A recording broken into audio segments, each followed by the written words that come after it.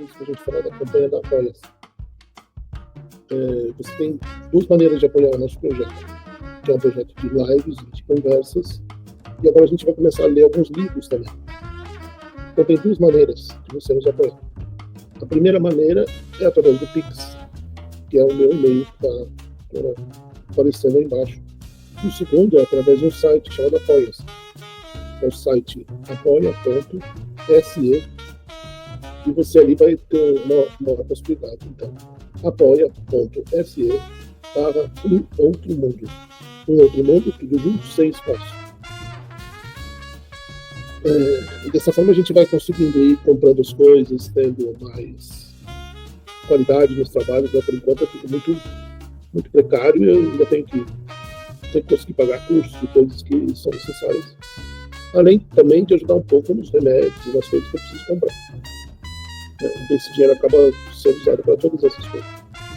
Então, apoia.se/um outro mundo, ou através do e-mail mvelasco6650@gmail.com, que é o meu Pix. É isso, pessoal. Eu estou me lembrando, estou aqui para lembrar vocês. E não esquecer da gente. Até a próxima.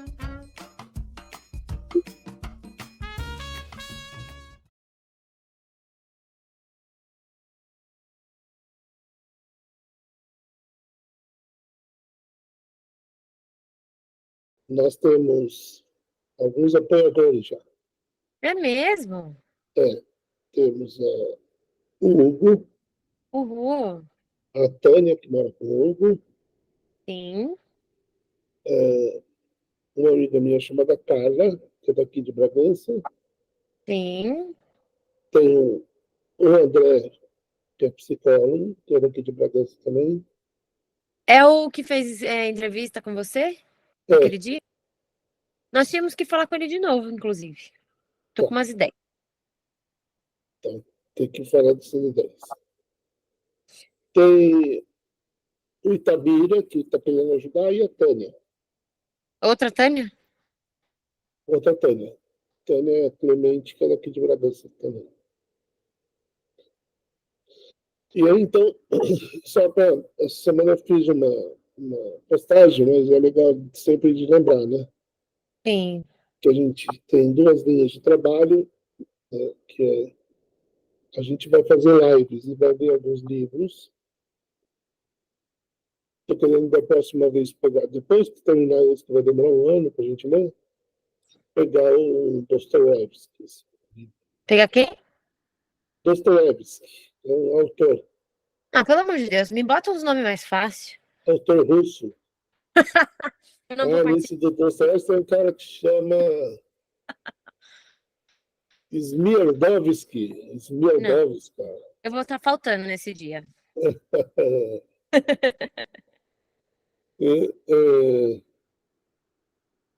E aí, então, esse dinheiro vai ser usado para compra de equipamentos, né? Vou dar uma lâmpada para a Fernandinha. É, porque agora eu tô me mudando, eu tô sem um centavo. E também como complemento de renda para mim. Claro que sim. Porque todo mês tenho que levantar uns R$ 400 a mais para dar conta dos remédios. Muito bom. Vamos agora à leitura do nosso Ana Karenina. Está muito torto? Não está, né? Não. Eu comprei um tripézinho novo agora. A câmera fica meio torta, mas eu sou mais torto que ela. Tá tudo sob controle. É. Eu tô meio afundada porque eu tô sentando perto da janela para ter mais luz. Então eu botei o computador numa caixa, porque agora minha vida se resume a caixas. Como se fosse a minha coffee table. E é isso. Seguimos assim. Mas isso já é o apartamento novo, não? Não, eu vou me mudar daqui 2 Isso aí é semanas. a casa que você estava antes, né? Isso, é a minha casa de antes. Mas agora eu já estou me preparando para a mudança. Então eu já peguei várias caixas. Agora estou. As roupas que eu lavei, tudo, tá tudo jogado, que eu não vou nem mostrar porque é uma vergonha. Porque daqui vai direto para dentro da mala ou dentro de caixa, e assim vai. Não vai voltar para armário. Capítulo 5. Stepan Arcadic, graças à sua inteligência, aprendera com facilidade na escola, mas era perigoso e travesso. E por isso ficara entre os últimos alunos. No entanto, apesar de sua vida sempre desregrada, de seu posto inferior na escala funcional e da sua idade ainda jovem, ele ocupava um honroso e bem remunerado cargo de chefe em uma das repartições de Moscou. Sua irmã, Alexei Alexandrovich Karenin, Não. Conseguia a renovação por intermédio. ocupava um dos cargos mais importantes do ministério que pertencia à repartição, mas se Karenin não houvesse nomeado o cunhado para esse posto, Stiva Oblonsky, por meio de uma centena de outras pessoas, dos irmãos, das irmãs, de parentes, de primos, de tias, teria conseguido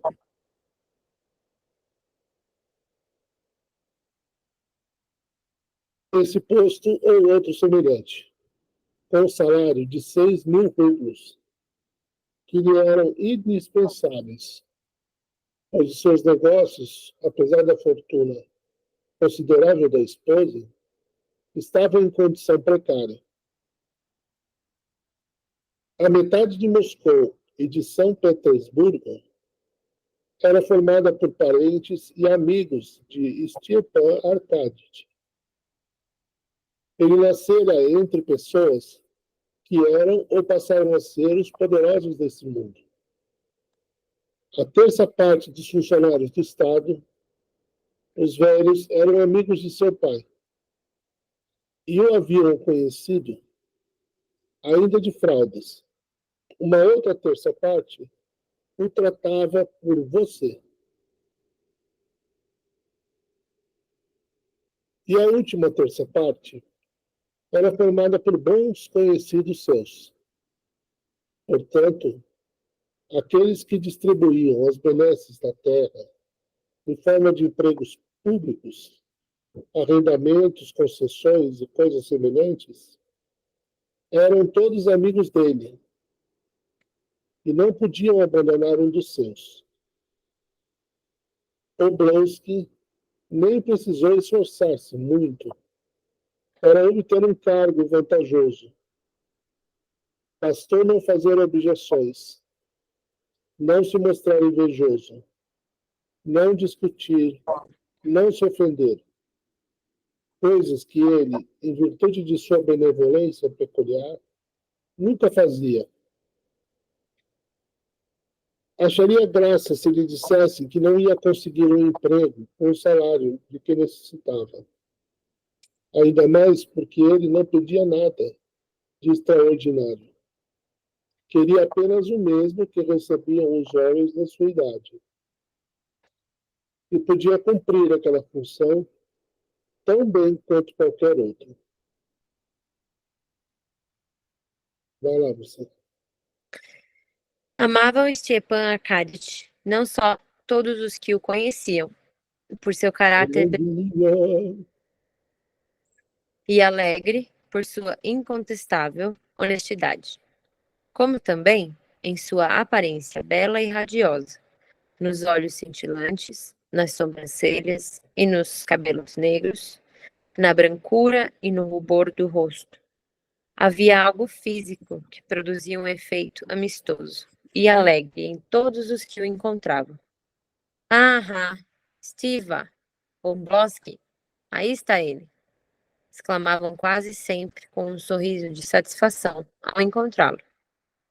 E se alguma vez, após uma conversa com ele, tinha-se a impressão de que nada de especialmente divertido acontecera ao encontrá-lo no dia seguinte, ou 2 dias depois.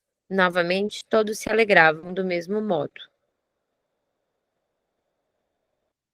Ocupando havia 3 anos o posto de chefe de uma das repartições de Moscou, Stepan Arkadych havia angariado não só o afeto, mas também o respeito dos colegas, dos subordinados, dos chefes e de todos os que tinham contato com ele. As principais qualidades de Stepan Arkadych que o tornaram merecedor do respeito geral no trabalho eram, em primeiro lugar, uma extraordinária boa vontade com as pessoas, acomparada na consequência de seus próprios defeitos. Só um pouquinho. Repete. Amparada na consciência de seus próprios defeitos. Em segundo lugar, um perfeito liberalismo, não do tipo sobre o qual lia nos jornais, mas aquele que trazia no sangue e graças ao qual tratava com perfeita paridade e igualdade de todas as pessoas, qualquer que fosse sua condição e seu posto. E, em terceiro lugar, o mais importante de tudo, uma completa indiferença com relação aos assuntos de que se ocupava no trabalho, razão pela qual jamais se deixava entusiasmar e não cometia erros.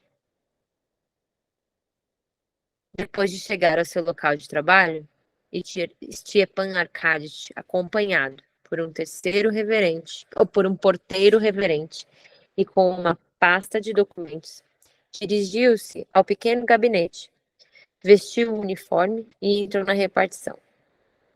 Todos os escrivães e funcionários se levantaram, saudando-o com uma alegre e respeitosa inclinação de cabeça. Stepan Arkadych, apressadamente, como sempre, dirigiu-se ao seu lugar, apertou as mãos dos membros da repartição e sentou-se.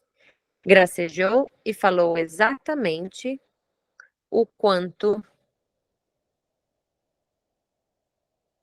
convinha e começou a trabalhar. Ninguém sabia, de forma mais justa do que o Stepan Arkadych, manter-se na fronteira entre liberdade, a simplicidade e a formalidade, indispensável para o agradável desempenho de suas funções. O secretário, alegre e respeitoso, como eram todos na repartição com o Stepan Arkadych, aproximou-se com papéis e o declarou, no tom familiar e liberal introduzido ali por Stepan Arkadych. Conseguimos obter aquelas informações do governo da província de Penza. Aqui está. Tenha bondade, senhor. Recebemos, enfim? Disse Stepan Arkadych, pondo o dedo na folha de papel. Puxa, meu Deus! E teve início o trabalho da repartição.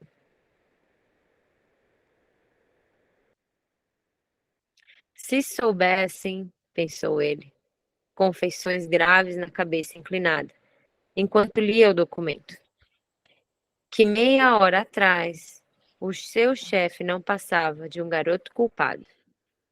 E os olhos riam durante a leitura do documento. O trabalho deveria prosseguir sem interrupção até as 2 horas, quando haveria uma pausa para o almoço. Ainda não eram 2 horas, quando as grandes portas de vidro da sala da repartição se abriram e, de repente, alguém entrou.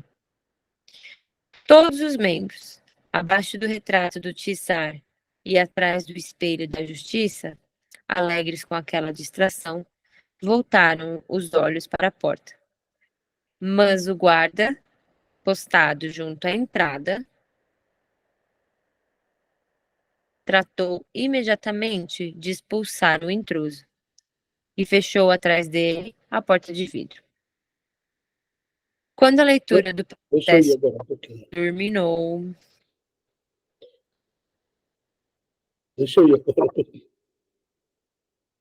Quando a leitura do processo terminou, Stepan Arkadych levantou-se Espreguiçou-se e, em honra dos tempos liberais, tirou um cigarro do bolso em plena repartição e seguiu para o seu gabinete. Dois companheiros, o veterano Nikitin e o camareiro da corte, Grinievich, saíram com ele. Depois do almoço, teremos tempo para terminar, disse Stepan Arkadьич. Tempo de sobra, disse Nikitin. Que grandíssimo velhaco deve ser esse tal de Fomin, comentou Grinievich, referindo-se a um dos personagens.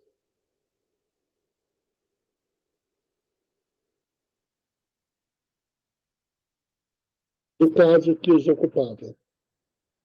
Stepan Arkadьич fez uma careta a essas palavras de Grinievich, dando a entender desse modo que não convinha formar um juízo prematuramente e nada respondeu. Quem era aquele que entrou? Perguntou para o veterano. Ele, Vossa Excelência, penetrou sem pedir licença, assim que virei as costas.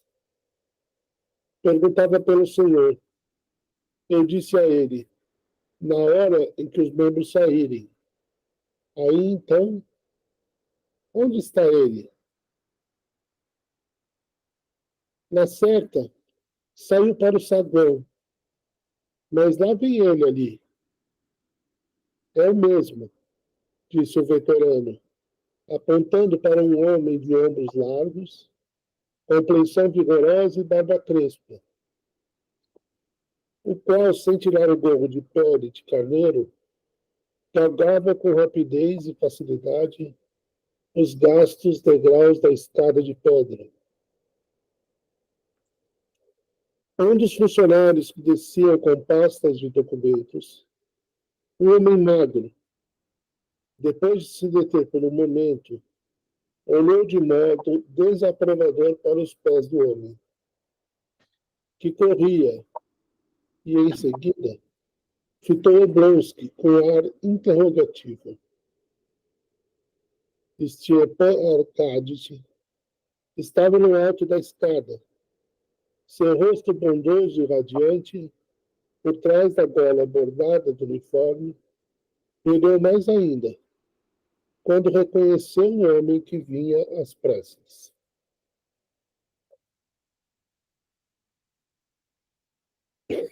Pode ir. Ora essa, Lievin, enfim, exclamou, com um sorriso amigável e jocoso, mirando Lievin, que se aproximava.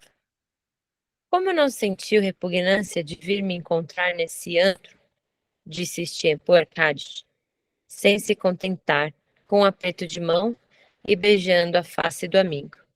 Está aqui há muito tempo? Cheguei agora mesmo e precisava muito ver você, respondeu Lievin, tímido, mas ao mesmo tempo zangado, e olhando ao redor com agitação. Pois bem, vamos ao meu gabinete, disse Stepan Arkadьич, que conhecia a exasperada e orgulhosa timidez do amigo. E, depois de segurá-lo pelo braço, arrastou-o atrás de si, como se o conduzisse em meio a perigos. Stepan Arkadьич era tratado de você por quase todos os seus conhecidos.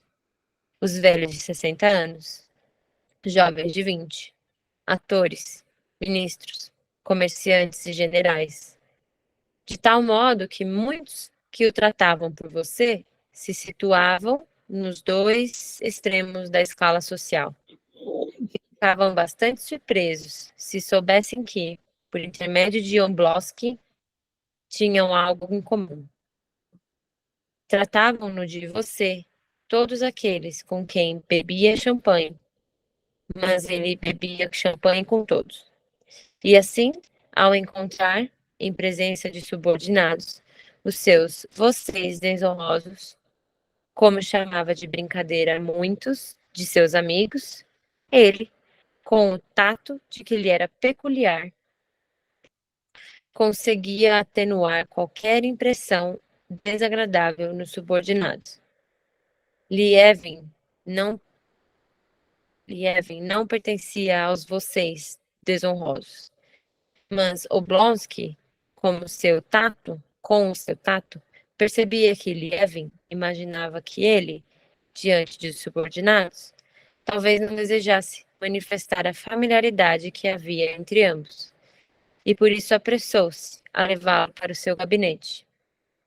Lievin tinha quase a mesma idade que Oblonsky e o tratava de você, não por beberem champanhe juntos. Lievin era seu companheiro e amigo desde o início da juventude. Gostavam um do outro, a despeito das diferenças de caráter e de gosto, como se estimam os amigos, que se conheceram ainda no início da juventude. Mas, apesar disso, como não raro ocorre entre pessoas que elegeram diferentes áreas de atividade, cada um deles, embora atacasse e justificasse a profissão do outro, no íntimo a desprezava. Parecia a cada um que a vida que ele mesmo levara era a vida autêntica e a vida do amigo não passava de uma miragem. Oblonsky não conseguia reprimir um leve sorriso, zombeiro, ao ver Lievin. Às vezes já o vira chegar a Moscou, vindo do interior, onde fazia alguma coisa, mas o que era exatamente Stepan Arkadych jamais conseguia compreender direito, e isso tampouco o interessava. Lievin sempre chegava a Moscou agitado, afoito, um pouco constrangido e irritado com esse constrangimento, e, na maioria das vezes, tinha um modo de ver as coisas inteiramente novo e inesperado. Stepan Arkadych ria e gostava disso. Da mesma forma, Lievin, no fundo, desdenhava o modo urbano de vida do amigo e seu trabalho, que considerava uma bobagem, e ria dele. Mas a diferença residia em que Oblonsky, fazendo o que todos fazem, ria de maneira confiante e compreensiva, ao passo que Lievin não se sentia seguro e às vezes se exasperava. Há muito tempo que o aguardávamos, disse Stepan Arkadych, ao entrar no gabinete, depois de soltar o braço de Lievin. Como se com isso mostrasse que ali os perigos haviam cessado. Estou muito feliz em vê-lo, prosseguiu. Mas o que houve? Como e quando chegou? Lievin nada respondeu, olhando de relance para os rostos desconhecidos dos dois colegas de Oblonsky, e em especial para a mão do elegante Linievich, com dedos tão brancos e longos, unhas tão compridas, amarelas recurvadas na ponta, e abotoaduras tão grandes e reluzentes nos punhos da camisa, que aquelas mãos pareceram absorver por toda a atenção, repetindo, que aquelas mãos pareceram absorver toda a sua atenção e privaram-no da liberdade de pensamento. Oblonsky notou isso imediatamente e sorriu. Ah, sim. Permita que eu os apresente, disse ele. Meus colegas Philip Ivanich Nikitin, Mikhail Stanislavich Grinievich, e voltando-se para Levin. O membro atuante do Ziemiewski um novo membro, um atleta capaz de erguer 5 puts com uma das mãos, criador de gado, caçador e meu amigo, Konstantin Dmitrich Lievin, irmão de Sergei Ivanich Koznichev. Muito prazer, disse o veterano. Tenho a honra de conhecer o irmão do senhor, Sergei Ivanich, disse Krinievich, oferecendo a sua mão fina com dedos compridos. Lievin franziu o rosto, apertou friamente a mão e virou-se depressa para Oblonsky. Embora tivesse grande respeito por seu meio-irmão, escritor famoso em toda a Rússia, Lievin agora não conseguia tolerar quando se dirigiam a ele, não como Konstantin Lievin, mas como o irmão do célebre Koznichev. Não, já não sou membro do Zimievstvo. Briguei com todos e não vou mais às reuniões, explicou para Oblonsky. Tão cedo, disse Oblonsky, com um sorriso. Mas como? Por quê? É uma história comprida. Contarei em outro dia, respondeu Lievin. Mas passou a contar no mesmo instante. Pois bem, em resumo, eu me convenci de que os Ziemistvo nada faz nem pode fazer. Pôs-se a falar, como se alguém o tivesse ofendido. De um lado, é uma brincadeira. Brincam de parlamento. E não sou jovem o bastante, nem velho o bastante para distrair-me com brinquedos. De outro lado, estou. É um meio para o coterie provincial ganhar um dinheirinho. Antes havia as tutelas, os tribunais, e agora temos o Ziemistvo. Antes eram os subornos, e agora são os salários imerecidos. Disse com ardor, como se alguém entre os presentes houvesse contestado sua opinião. Ah, então, pelo que vejo, você está de novo em uma nova fase, e dessa vez conservadora, disse Stepan Arkadyevich. Mas deixemos isso para depois. Sim, depois. Só que eu precisava falar com você, disse Lievin, espiando com ódio a mão de Grinievich. Stepan Arkadyevich sorriu de modo quase imperceptível. Mas você não tinha dito que nunca mais vestiria roupas europeias? Perguntou, observando sua nova indumentária, de corte nitidamente francês. Ah, já entendi. A nova fase. Lievin ruborou-se de repente, porém, como não ruborizaram as pessoas adultas, de leve, sem que elas mesmas percebam, mas sim com os meninos, que se sentem ridículos por seu acanhamento e, em consequência, envergonham-se e ruborizaram-se ainda mais, quase até as lágrimas. Era tão penoso olhar aquele rosto inteligente e másculo numa situação tão infantil que Oblonsky desviou os olhos. Sim, mas onde nos encontraremos? Pois preciso muito, muito mesmo conversar com você, disse Lievin. Oblonsky pareceu refletir. Façamos o seguinte. Vamos almoçar no Gurin e lá conversaremos. Estou livre até às 3 horas. Não, respondeu Lievin, depois de pensar. Tenho que ir a um outro lugar. Pois bem, vamos jantar juntos. Jantar? Mas não trata de nada demais. Não se trata de nada demais. Só preciso dizer 2 palavrinhas.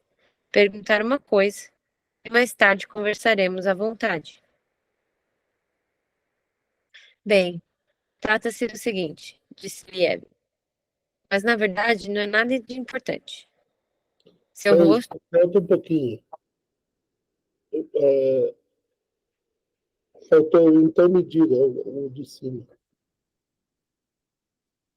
Então me diga. Conversaremos à tarde. Então me diga agora mesmo essas 2 palavrinhas. E durante o jantar conversaremos. Bem, trata-se do seguinte, disse Lievin. Mas na verdade não é nada de importante. Seu rosto, de repente, tomou uma expressão raivosa, causada pelo esforço de superar seu acanhamento. O que fazem os Sherbatsky? O mesmo dia antes, disse ele. Stepan Arkadьевич, ciente havia muito de que Lievin estava apaixonado pela sua cunhada Kitty, sorriu de modo quase imperceptível e os olhos cintilaram alegremente. 2 palavrinhas, você disse, mas eu não posso responder a essas 2 palavrinhas, porque me perdoe por 1 minuto. O secretário entrou em uma deferência familiar e com aquela discreta consciência generalizada entre os secretários da sua superioridade em relação ao chefe, no tocante ao seu conhecimento dos assuntos do serviço, aproximou-se de Oblonsky com papéis na mão e, sob o pretexto de fazer uma pergunta, passou a explicar alguma dificuldade. Stepan Arkadьевич, sem escutar até o fim, pôs a mão afável na manga do secretário. Não. O senhor faça conforme ele disse, interrompeu ele, com um sorriso para amenizar sua objeção, e depois de explicar de forma concisa o seu modo de ver a questão, afastou os papéis e disse: faça assim. Por favor, desse modo. Zakhar Nikitin. O secretário, embaraçado, retirou-se. Lievin, que no decorrer da consulta do secretário se refizera completamente de seu constrangimento, estava de pé, apoiava-se na cadeira com as 2 mãos e no rosto tinha uma tensão irônica. Não entendo, disse ele. Não entende o quê? Perguntou Oblonsky, sorrindo alegremente e retirando um cigarro do bolso. Esperava de Lievin alguma extravagância. Não entendo o que vocês fazem, disse Lievin, encolhendo os ombros. Como você consegue levar isso a sério? Por quê? Porque não leva nada. É o que você pensa. Mas nós estamos sobrecarregados de serviço. Papelada. Mas você tem um dom para isso, acrescentou Lievin. Quer dizer que, na sua opinião, tem um defeito? Talvez sim, respondeu Lievin. Apesar disso, admiro seu posto elevado e me orgulho de ter por amigo um homem tão importante. Entretanto, você não respondeu a minha pergunta. acrescentou com um esforço desesperado, mirando de frente os olhos de Oblonsky. Calma, calma. Espere um pouco que você vai chegar lá. Afinal, você possui 3.000 dieciantinas de terra no distrito de Karazinski. E esses músculos, e esse frescor de uma menina de 12 anos, você há de ser um de nós. Sim. E quanto àquilo que perguntou, não houve mudanças. Mas é pena você ter ficado tanto tempo sem ir. O que foi? Perguntou Levin, assustado. Nada, respondeu Oblonsky. Conversaremos depois. Mas para que exatamente você veio me ver?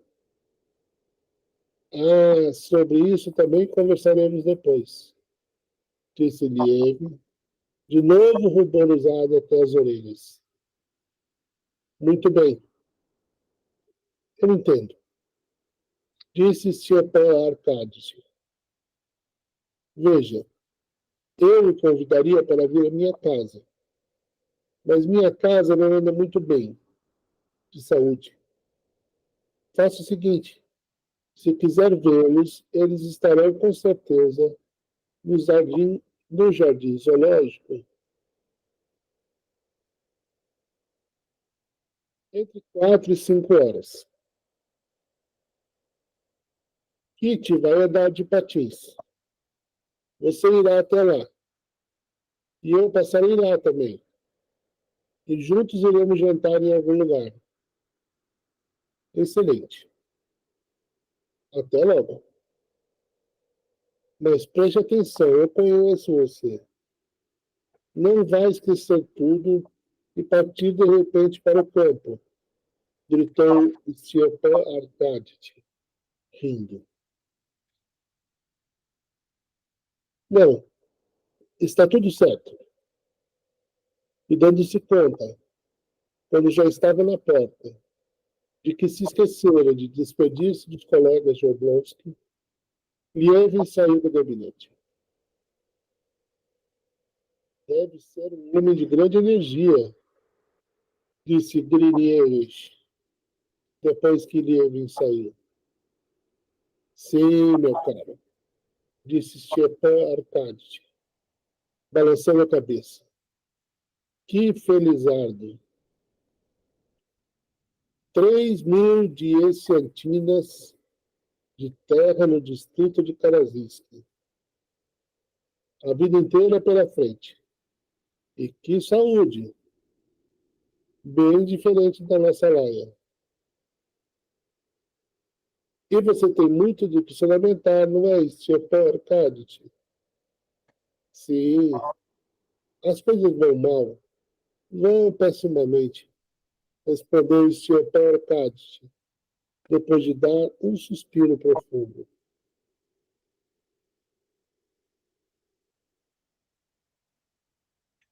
Fim do capítulo 5.